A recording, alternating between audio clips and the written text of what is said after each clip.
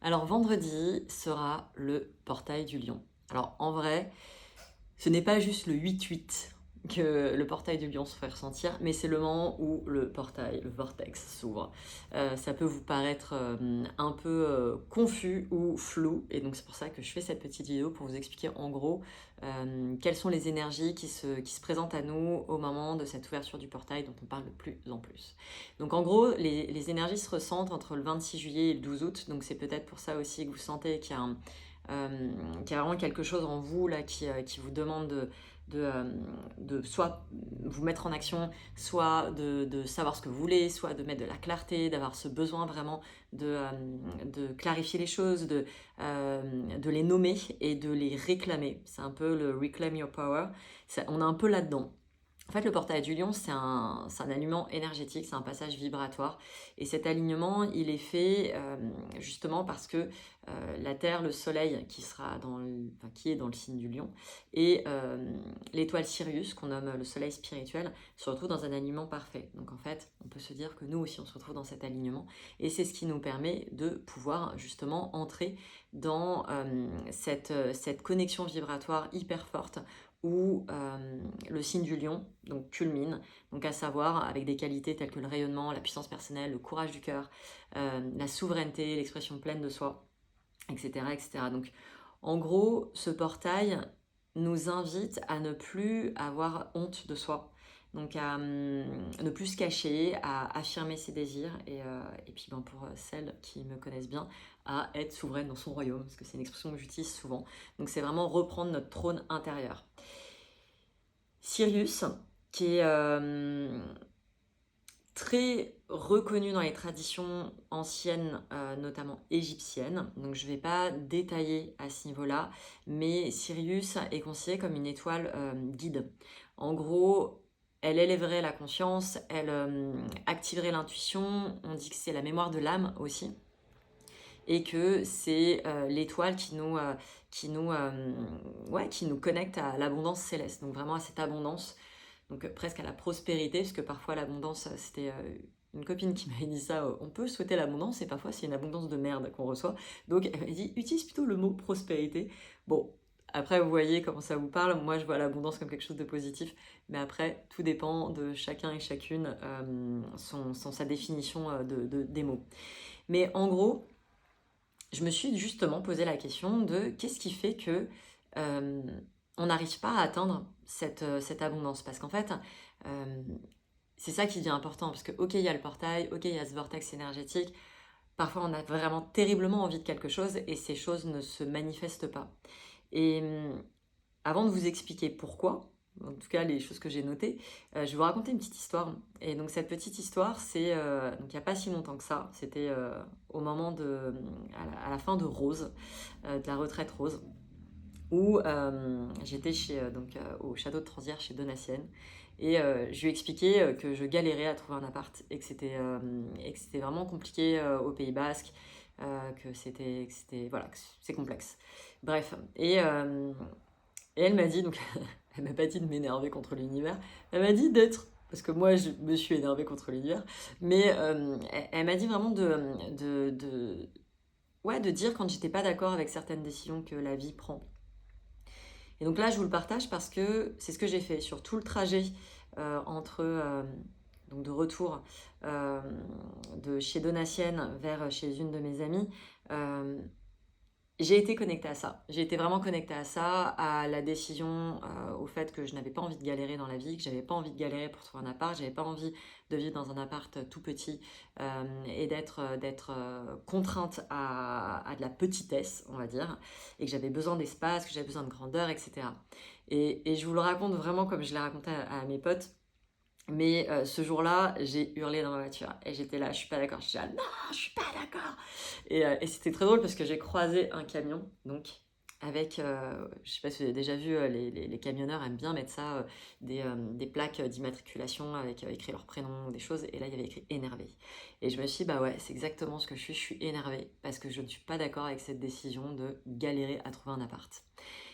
Le lendemain matin, donc on avait visité un appart une semaine avant, on n'avait pas de nouvelles, et ça fait un an qu'on est dessus, ça fait pas juste 3 jours. Euh, le lendemain de mon coup de gueule à l'univers, le propriétaire de l'appart qu'on a visité nous a envoyé un message pour nous demander si on était dispo pour s'appeler. Et il nous a annoncé qu'il nous avait choisi comme locataire. Donc voilà, donc je vous dis ça parce que il faut aussi apprendre à savoir demander. Et que parfois les demandes sont un peu apathiques ou un peu sans vraie détermination, sans vraie volonté, sans vrai désir. Pas juste le désir, un désir qui pourrait être juste une envie un peu virevoltante, mais vraiment un désir profond, et en quoi cet assouvissement de ce désir peut permettre une meilleure qualité de vie et un meilleur confort et du coup un meilleur repartage après aux autres. Donc voilà, je passe là-dessus. Mais voilà, en gros, les raisons, parce que c'est ça en fait qui m'amène à vous partager tout ça. Je me suis vraiment posé pourquoi est-ce qu'on galère tant à atteindre, parce qu'en fait là, on pourrait se dire qu'on pourrait tous avoir accès à cette abondance, on pourrait tous avoir accès à quelque chose qui nous permette de nous sentir bien dans notre vie, bien dans notre corps, alignés, dans l'amour, dans un confort matériel qui nous permette de ne pas être en état de survie, donc avec notre premier chakra qui est en mode suractivé. Et donc, il y a plusieurs raisons.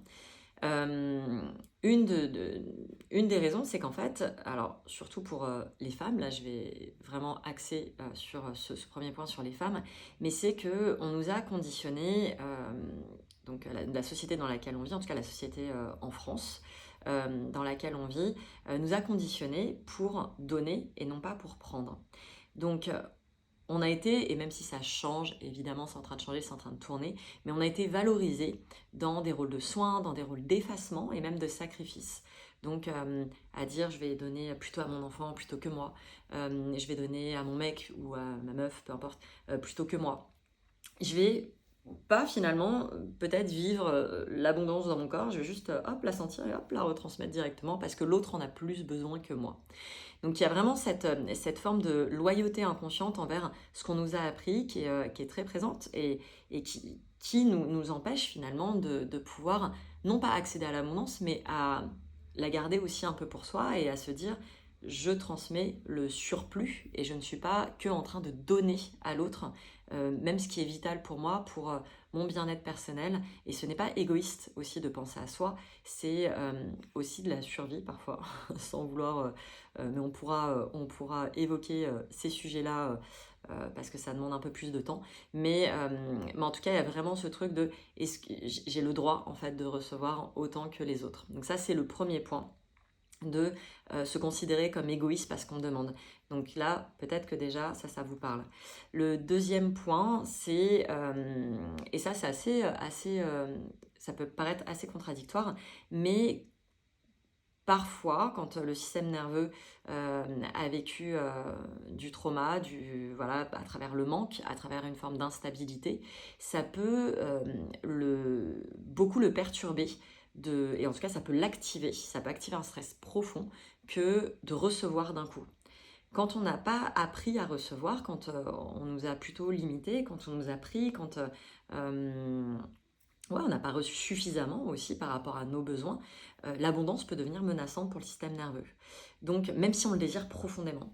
Donc, il faut vraiment voir le système nerveux comme finalement un système qui préfère ce qu'il connaît à ce qui est expansif mais inconnu. Donc, même si c'est douloureux, il va rester en confort, même si c'est inconfortable, hein, je ne dis pas que c'est agréable, mais en tout cas, c'est une zone connue. Voilà, je vais plutôt utiliser ce terme. C'est une zone qui est connue et qui, du coup, dans le connu, on sait comment agir et donc le système nerveux sait comment réagir dans l'espace qui est connu. Mais face à l'inconnu, ça devient beaucoup plus flippant. Donc c'est pour ça qu'on parle d'auto-sabotage parfois, d'un auto-sabotage qui est inconscient, parce que justement il y a cette peur d'accéder à l'abondance parce qu'en fait finalement c'est inconnu et qu'est-ce qu'on pourrait faire de toute cette abondance? Est-ce qu'on continuera à être aimé? Est-ce qu'on continuera à être accepté? Est-ce que blablabla? Et donc ça vient au troisième point parce qu'on a associé aussi l'amour à la condition. Et donc si dans l'enfance on nous a appris à ce que l'amour soit conditionné et conditionnel, donc ça veut dire que l'amour était donné en échange de quelque chose. Si tu es sage, je te donne mon amour. Si tu es la meilleure en classe, je te donne mon amour et mon attention, etc. Si tu es jolie, du coup, je te donne mon amour. Si tu es sexuelle, je te donne mon attention. Si tu es utile, je te donne de l'amour. Si tu es disponible, etc., etc. Donc on apprend que l'amour et que la sécurité et aussi la reconnaissance doivent se gagner et que ça ne se reçoit pas naturellement. Donc recevoir sans effort, et même parfois quand il y a de l'effort, donc même quand on est digne de recevoir vraiment cette abondance, même si on n'a pas forcément de faire beaucoup d'efforts pour être digne de recevoir, parce que la vie est abondance, mais recevoir sans effort, ça active la culpabilité et donc la peur du rejet. Donc il y a aussi ce point qui est important. Donc si on a peur justement de se voir retirer quelque chose qui est indispensable à sa survie, parce qu'on a besoin d'amour, j'allais partir en chanson, mais non. On a besoin d'amour pour survivre aussi et pour vivre et se sentir dans un épanouissement. Donc ça, et il y a aussi donc le quatrième ou le cinquième point, je ne sais plus, le quatrième je crois, parce qu'on confond donc la valeur et la valeur perçue. En fait, on croit qu'on mérite en fonction de ce qu'on fait, et pas de ce qu'on est. Donc on est toujours en attente d'être assez. Donc là, ça rejoint le point d'avant, mais d'être assez mince, assez compétente, assez spirituelle, assez éveillée pour mériter quelque chose, que ce soit l'amour, l'argent, la paix, quoi que ce soit.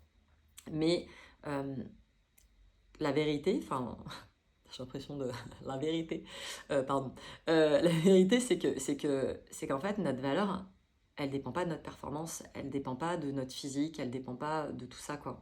Donc c'est aussi de réapprendre à valoriser ce qu'on est. Et quand on valorise ce qu'on est, quand on valorise ce qu'on est, et c'est ce qu'on est, c'est la somme de tout ce qu'on a expérimenté. Donc c'est toute cette richesse-là, cette richesse d'expérience de vie, que ce soit des expériences douloureuses ou heureuses, on est riche de tout ça. Et donc ça, c'est quelque chose qu'on peut retransmettre et qui a une valeur. Et juste de retransmettre, c'est juste d'être soi et de se présenter au monde. En fait, c'est déjà une transmission. Donc ça, on a tendance aussi à se dire non, mais ce que je suis, c'est pas... Ou non, mais ce que j'ai fait, c'était pas grand-chose. Ou ce que j'ai vécu, c'était ça va, d'autres l'ont vécu, etc. Toujours à minimiser. Donc évidemment, quand on minimise, ben, en fait, comment est-ce qu'on peut accéder à quelque chose de plus grand quand on se perçoit comme toute petite? Voilà, et le dernier point, c'est aussi que pour recevoir, alors là, dans l'exemple que je vous ai donné, avec moi qui m'énerve contre l'univers parce que ça me saoule, mais en fait, ça demande quand même de lâcher prise. Ça veut dire que c'est s'ouvrir aussi, mais c'est de demander. Demander, ça veut pas dire contrôler, ça veut juste dire, voilà ce dont j'ai besoin, ce qui est important pour moi, c'est ça, et maintenant débrouille-toi pour que je puisse y avoir accès. Et le cerveau, encore une fois, on revient sur le connu et l'inconnu, mais le cerveau, il va chercher des solutions qui sont connues. Sauf que quand on veut sortir d'une situation, c'est des solutions qui vont forcément être inconnues. Parce que tout ce qu'on a déjà essayé, bah finalement, vivement, ça n'a pas marché. Donc, ça veut bien dire que ce qu'on fait ne fonctionne pas. Donc, ça veut dire s'ouvrir à l'inconnu. Et s'ouvrir à l'inconnu, ça veut dire rentrer dans une forme de yin. Et dans cette forme de yin, ça veut dire apprendre à accueillir. Et donc, de sortir de vouloir contrôler les choses. Parce qu'en fait, on ne contrôle rien et la vie nous le montre à chaque instant. Par contre, elle peut nous inviter à vivre des expériences. Et maintenant, qu'est-ce qu'on fait avec ces expériences? Voilà, et je vais finir par ça, parce que c'est déjà un long message, j'avais prévu de faire 30 secondes. C'est qu'on préfère souvent contrôler des miettes plutôt que de s'ouvrir à l'infini. Voilà, pour ce portail du 8 août qui a lieu vendredi. Donc là, mes recos, c'est déjà de voir où ça résonne par rapport à tous les exemples là, que j'ai pu donner. Mais aussi de se poser et de dire ce qu'on veut avec assertivité. Vraiment de le dire. Peut-être écrivez-le déjà en premier point. Qu'est-ce que je veux? Qu'est-ce que je veux pour moi? Qu'est-ce qui est important pour moi? Qu'est-ce qui me permettrait d'accéder à ce dont j'ai besoin pour pouvoir m'épanouir? C'est vraiment ça. De quoi j'ai besoin pour m'épanouir? Après, ça viendra comme ça viendra. Mais c'est juste de dire, c'est comme quand on veut s'ouvrir à l'amour. Quand on dit, ouais, je veux un mec comme ça, comme ça, comme ça, comme ça. bah moi j'ai plutôt tendance à dire qu'est-ce que tu as envie de vivre dans la relation plutôt que c'est quoi le mec, à quoi il ressemble, c'est quoi ses qualités, ses défauts, on s'en fout en fait. C'est qu'est-ce que tu as envie de vivre dans cette relation, comment tu as envie de te sentir. Et là on revient dans le ressenti. Donc pareil avec l'argent. Si tu as envie d'avoir de l'argent, c'est pas juste dire je veux de l'argent, c'est qu'est-ce que cet argent te permettrait d'obtenir pour que tu puisses te sentir bien et que tu puisses continuer à œuvrer à ta manière dans le monde. Voilà. Des bisous, à très vite.